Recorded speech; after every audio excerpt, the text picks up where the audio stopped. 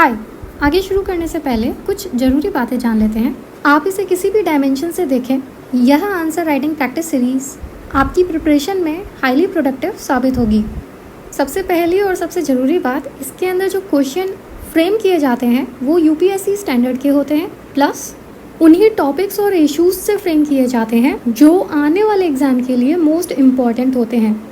इससे फ़ायदा यह होता है कि आपकी राइटिंग प्रैक्टिस तो होती ही है, साथ में टॉपिक्स भी लर्न और रिवाइज किए जा सकते हैं। मोस्ट इम्पॉर्टेंट बोनस फीचर, अगर आपको अपनी कॉपीज़ इवेल्युएट करने में डिफ़िकल्टी हो रही है तो आप अपनी आंसर्स को इस ईमेल आईडी पे भेज सकते हैं। ईमेल आईडी है contact.crispcontent@gmail.com। As of now it's completely free. We hope यह आपके लिए हेल्पफुल रहेगा। तो चलिए आज के क्वेश्चन को देखते हैं। आज का क्वेश्चन है, India's first general election was among many other things an act of faith.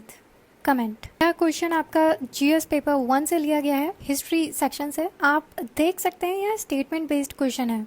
India का पहला जनरल इलेक्शन हुआ था, वह अपने आप में बहुत बड़ी बात होगी और उसको कई तरह से देखा जाता है, लेकिन उसे एक ऐसा काम समझना जिसे करने के लिए सबसे ज्यादा फेथ की जरूरत थी। अब चलिए अपने पहले टैप को पूरा करते हैं, इस क्वेश्चन के कंटेक्स्ट को समझते हैं।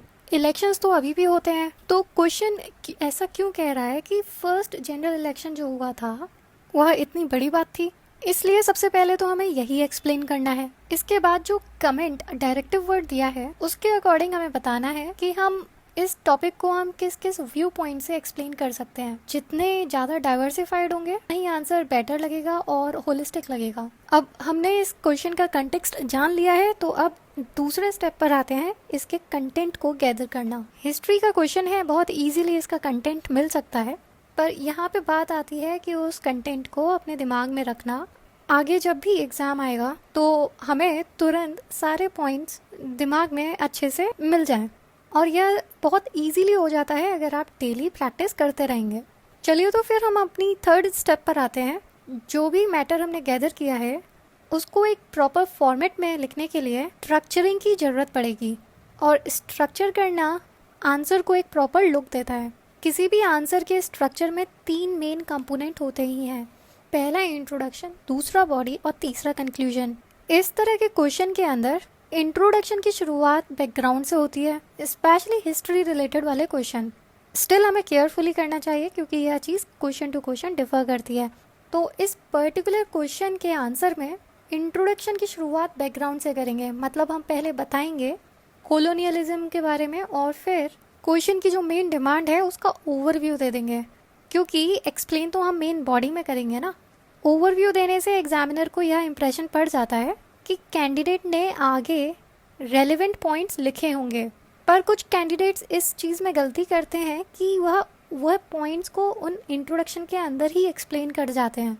फिर एग्जामिनर को एक ही पॉइंट की जो डिटेलिंग दिखती है और फिर बाकी के पॉइंट्स नहीं दिख पाते, तो इम्प्रेशन अलग जाता है।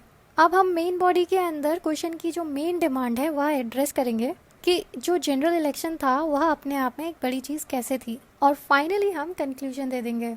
हिस्ट्री रिलेटेड क्वेश्चन है तो हम बेसिकली कंसिक्वेंसेस दे देते हैं कि हाँ ऐसा हुआ था तो इसके ये कंसिक्वेंसेस हो गए थे।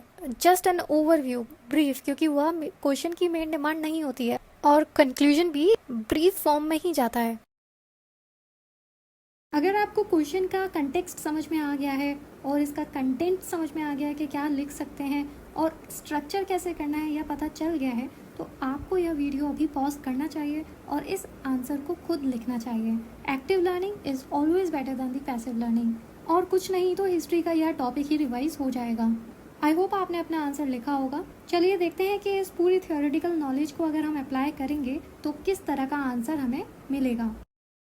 इंट्रोडक्शन से शुरू करते हैं। बैकग्राउंड देते हुए हम बताएंगे कई सारी कंट्रीज ने उस टाइम फ्रीडम और कॉलोनियलिज्म से मुक्त हुई थी। बात कर रहे हैं हम 1940s की और अर्ली 1950s की। उन्होंने नॉन डेमोक्रेटिक रूल को फेस किया था, अब वो फाइनली इंडिपेंडेंट थी। अब इंडिया की बात करेंगे। उस टाइम इंडिया के पास बहुत बड़ी बड़ी दिक्कतें थीं, जैसे partition, integration of princely states, communal violence उस टाइम ज़्यादा था, गरीबी और फिर कल्चरल डाइवर्सिटी।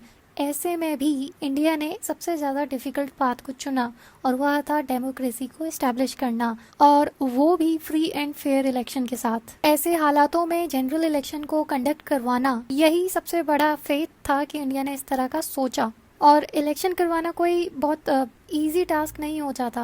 एक छोटी से छोटी कंट्री के लिए भी यह एक बड़ी एक्सरसाइज होती है। अब यहाँ तो हम अपने इंडिया की बात कर रहे हैं, उस टाइम में भी इतने बड़े स्केल पर इलेक्शन करना पूरी दुनिया के लिए एक पहली चीज थी जो दुनिया विटनेस कर रही थी।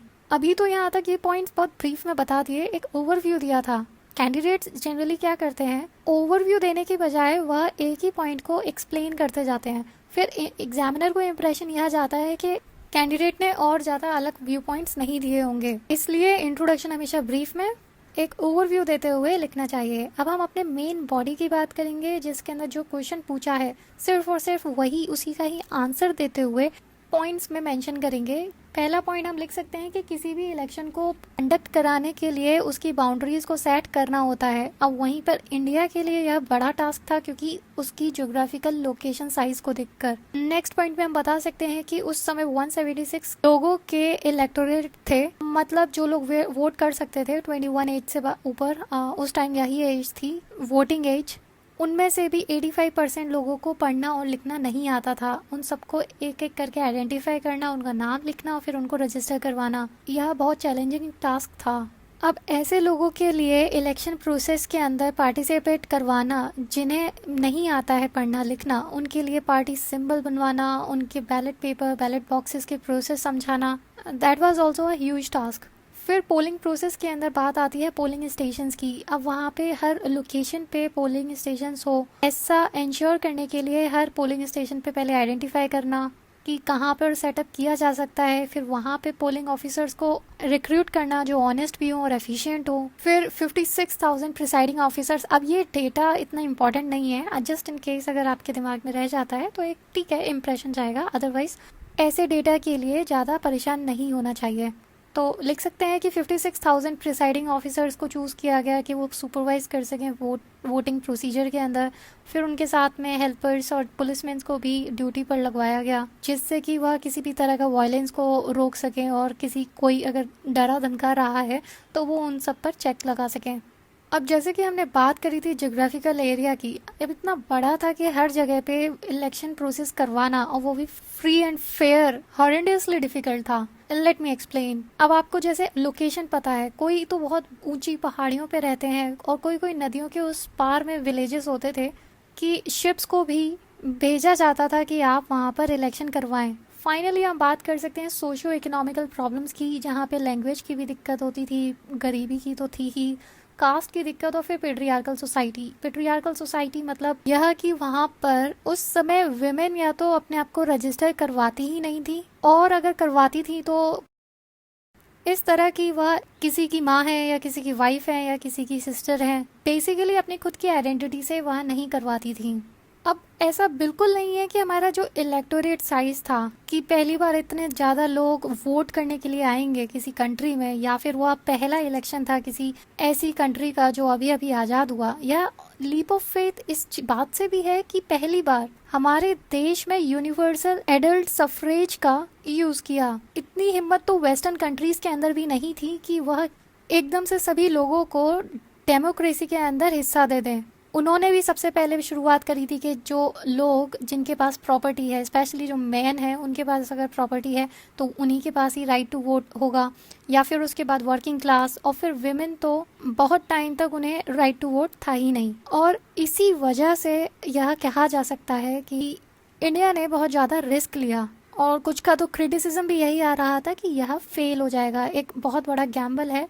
ऐसे लोग जिन्हें पता ही नहीं है कि क्या वोट करना है, किसे वोट करना है, क्यों वोट करना है, उनको भी राइट टू वोट दे देना एक बहुत बड़ा रिस्क है। लेकिन इतने बड़े क्रिटिसिज्म हो जाने के बावजूद the first general election became a landmark in the history of democracy all over the world. उस इलेक्शन ने यह प्रूफ कर दिया कि जो भी हमारे नेशनल मूवमेंट के अंदर हम जो जो वैल्यूज़ को मानते हैं वह जनरल इलेक्शन के अंदर साफ झलक रहे थे।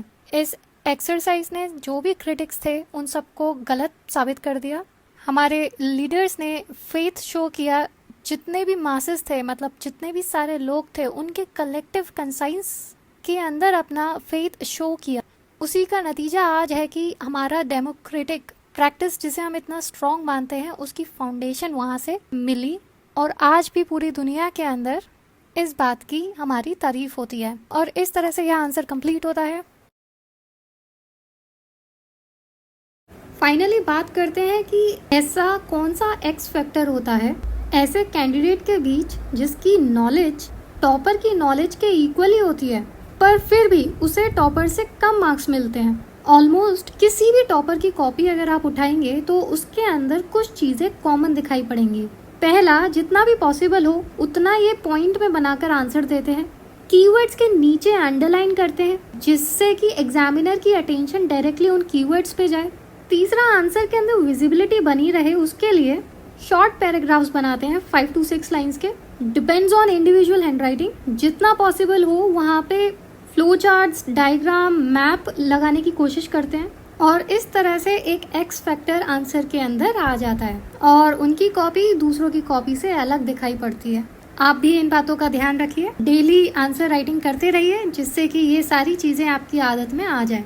इतना ही इस वीडियो में। Keep writing, all the best, see you in the next video.